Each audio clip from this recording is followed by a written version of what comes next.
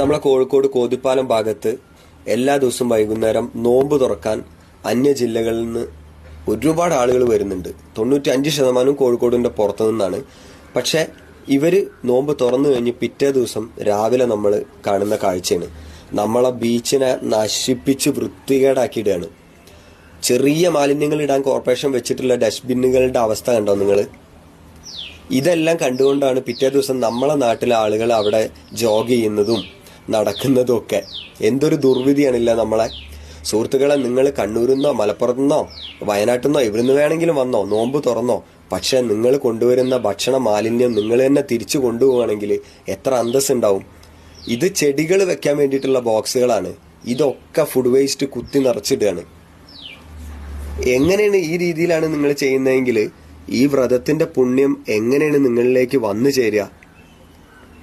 നിങ്ങളെല്ലാവരും വന്ന് ഈ ബീച്ച് ആസ്വദിച്ചോ, പക്ഷെ മാലിന്യം നിങ്ങൾ തിരിച്ചു കൊണ്ടുപോകും ദയവായിട്ട്.